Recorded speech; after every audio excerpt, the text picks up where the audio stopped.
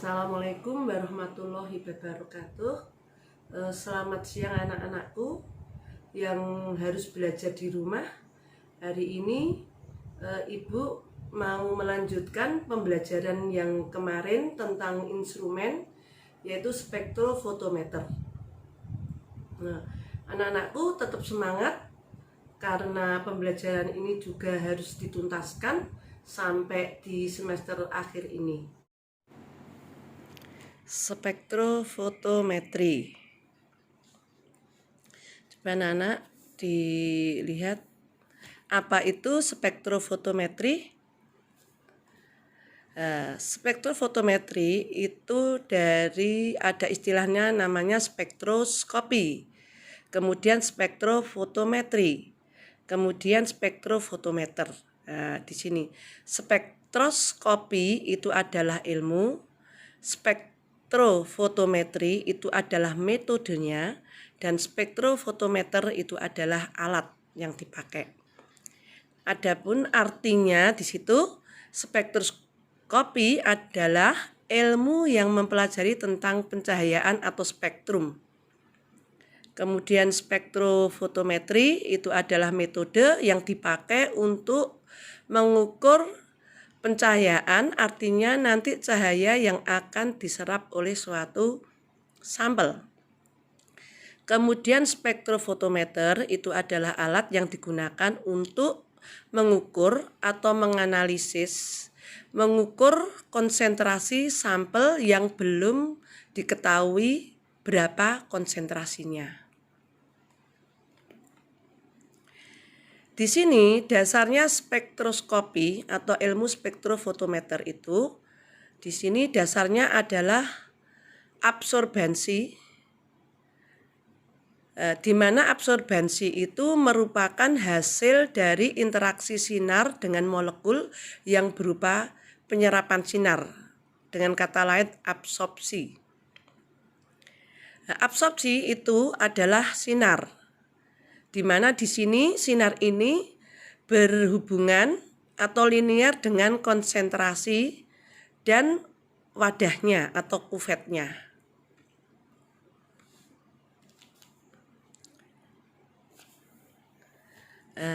Adapun sinar di situ, sinar ini berhubungan dengan berapa yang diserap atau berapa nilai absorbansinya, di mana nilai absorbansi ini tergantung berapa sinar yang harus diserap. Kemudian sinar itu tidak hanya diserap, sebagian juga ada yang dipantulkan. Kemudian yang diserap itu diteruskan akan menjadi hasil yang disebut transmitan. Kemudian sinar itu juga ada yang sebagian dihamburkan. Nah, ini contoh alat yang ada di lab kita, yaitu adalah alat spektrofotometer yang merupakan alat untuk mengetahui atau menentukan konsentrasi sampel dalam ukuran kecil, yang mana kita menganalisisnya itu dengan cara membuat larutan standar. Jadi tidak seperti waktu kita menghitung konsentrasi dengan cara titrasi atau volumetri maupun dengan gravimetri. Ya, kita lanjutkan. Nah, ini untuk prinsip kerja spektrofotometer di sini. Di sini anak-anak di dalam alat spektrofotometer tadi, di situ dilengkapi dengan adanya sumber cahaya atau lampu, di mana lampu atau sumber cahaya itu merupakan kumpulan dari sinar polikromatis. Nah, sinar ini dari lampu itu tadi, sebelum masuk ke dalam kuvet atau sel sampel itu, sinar ini di situ ada alat ini ada pintu atau split, yang mana nanti cahaya polikromatis ini harus melalui slit atau pintu masuk, istilahnya itu tadi. Di di sini harus diuraikan dulu oleh ini suatu kaca prisma. Suatu kaca prisma sebagai alat pendispersi atau pencebar cahaya. Artinya cahaya polikromatis ini nanti akan diuraikan menjadi beberapa cahaya.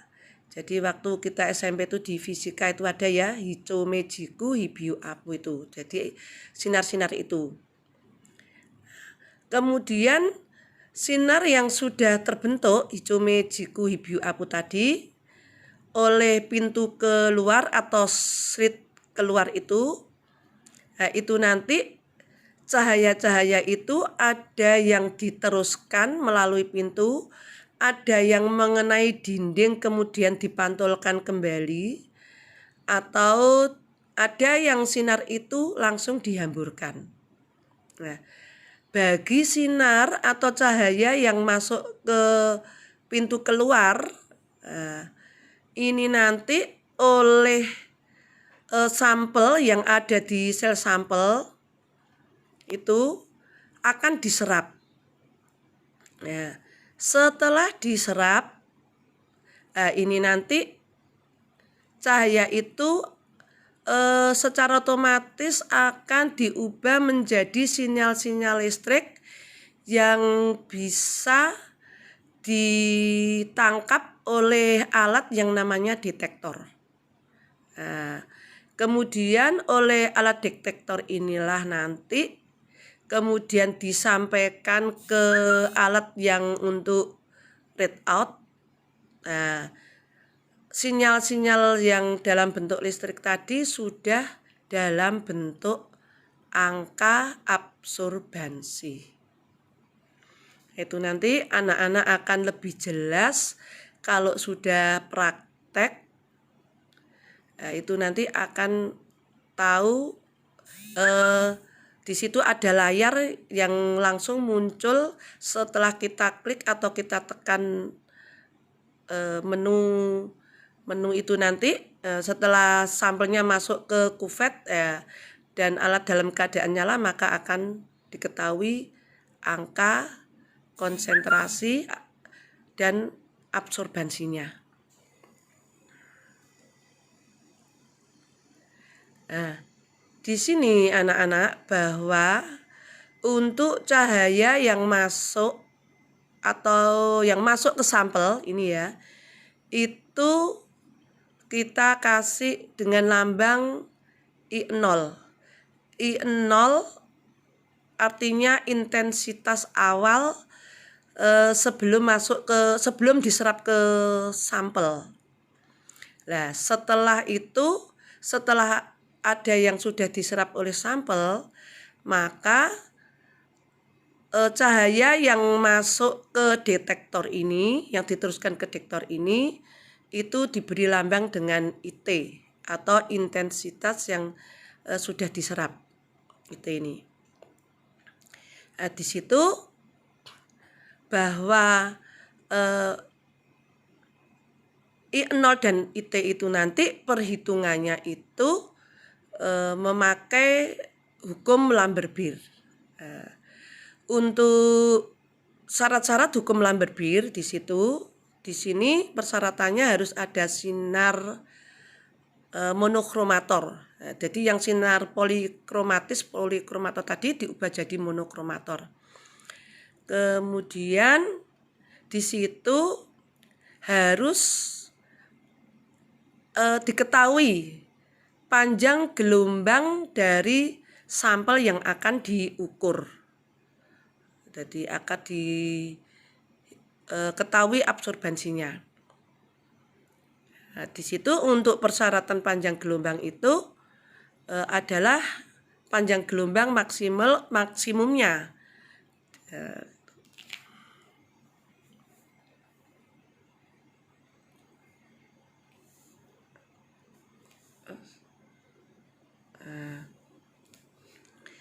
Di sini ya anak-anak, ketika cahaya masuk atau intensitas I0 dalam keadaan intensitas I0, di situ melalui suatu sampel yang ada di dalam sel sampel, kemudian diteruskan dengan intensitas IT, maka di situ hukum Lambert-Beer akan diperoleh persamaan, yaitu IT sama dengan I0 kali 10 pangkat min alfa CL. Alfa itu adalah koefisien absorpsi, kemudian C-nya konsentrasi dari serapan senyawa, kemudian L-nya itu adalah panjang optik atau panjangnya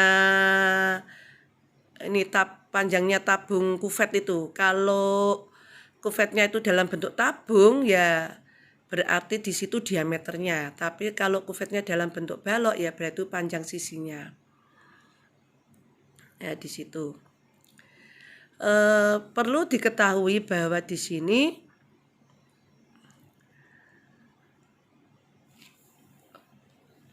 transmiteran itu diekspresikan dengan T sama dengan IT per I0. Transmiteran itu satuannya adalah persen. Untuk mengkondisikan alat itu bisa dipakai, di situ transmiternya itu harus 100%. Sehingga persen T itu perbandingan antara IT dan I0 harus kali 100.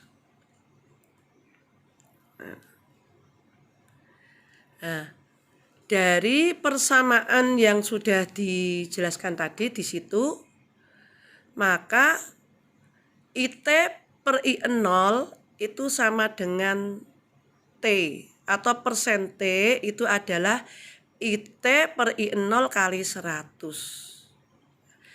Nah, kalau kita lihat dari persamaan yang tadi ya, bahwa IT sama dengan I0 kali 10 pangkat min alfa CL, maka IT per I0 itu sama dengan 10 pangkat min alfa CL. Sehingga di situ karena T sama dengan IT per I0, maka T sama dengan 10 pangkat min alfa CL. Atau kalau kita tulis secara keseluruhan, persen T sama dengan 10 pangkat min alfa CL kali 100. Nah, di sini kalau untuk mencari berapa harga atau nilai T, maka T itu bisa dicari dengan secara matematika dengan menglogkan. Artinya di situ kita beri tanda log T sama dengan log 10 pangkat min alfa CL. Jadi supaya log T-nya nanti bisa diketahui nilainya. Di situ kemudian kita lanjut dengan min log T. Kalau kita kasih min supaya nanti bisa terbukti angkanya, maka harus kita kasih min. Maka min log T sama dengan min log 10 pangkat min alfa CL. Nah, kalau sudah min di sini, maka dari 10 pangkat min log 10 pangkat alfa CL itu nanti bisa diturunkan, sehingga di situ min log T sama dengan alfa CL. Nah, di situ alfa CL sendiri itu sama dengan absorbansi. Nah, ini nanti kalau sudah itu selanjutnya kalau kita nanti praktek, karena sudah menentukan panjang gelombangnya di situ, maka nanti akan bisa dibuat kurva kalibrasi di situ antara konsentrasi dengan absorbansi. Jadi garis Y-nya itu nanti sebagai nilai absorbansi, kemudian garis X-nya itu nanti sebagai konsentrasinya. Nah ini, kalau ini adalah contoh tabel data analisa suatu sampel, ini contoh aja. Nanti kalau kalian sudah praktek ya, itu nanti kalau sudah mendapatkan data seperti yang ada di sini, maka nanti kalian bisa membuat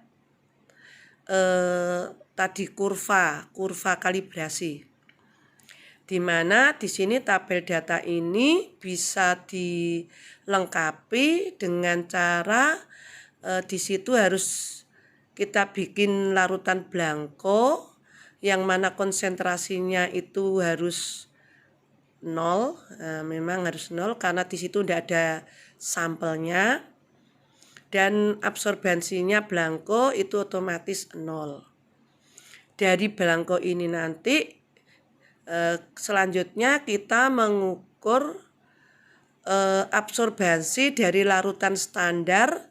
Ini larutan standar ini kita buat 5, memang ini sebaiknya 5, boleh dari 5 itu boleh.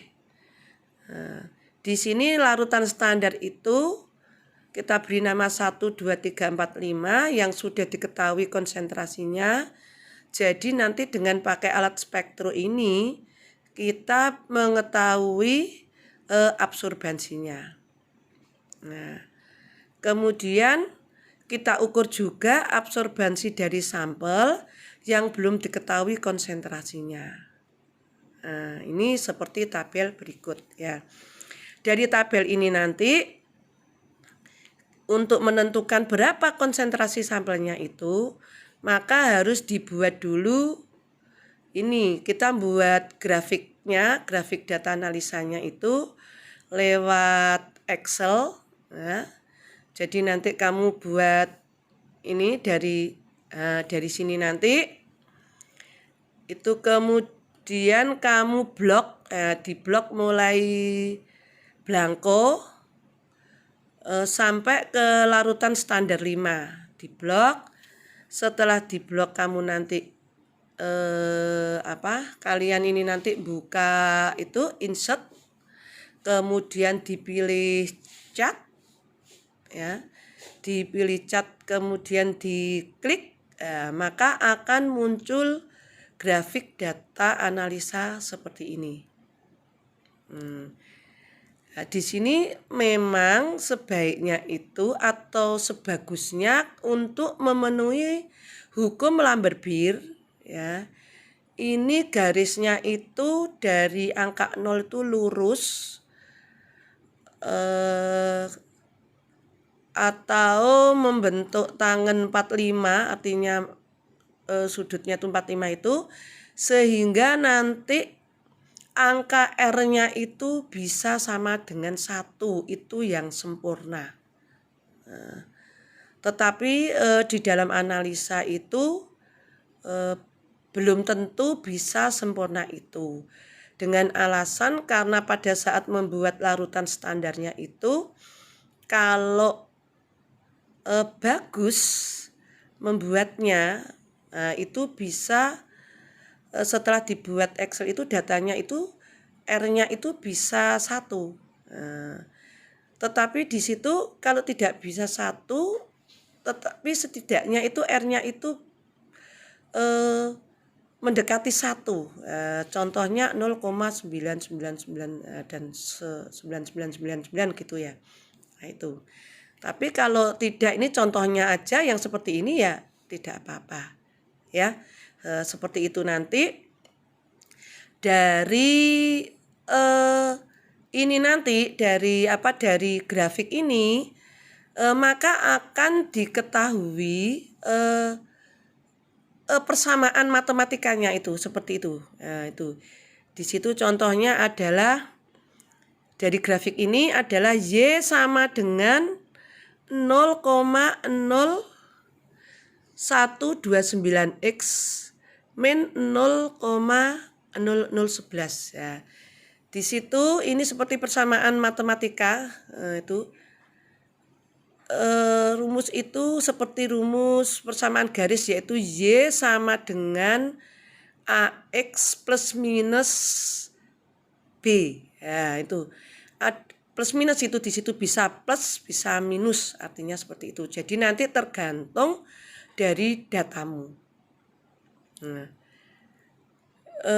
dari sini nanti ya di situ Y-nya itu merupakan absorbansi sampel.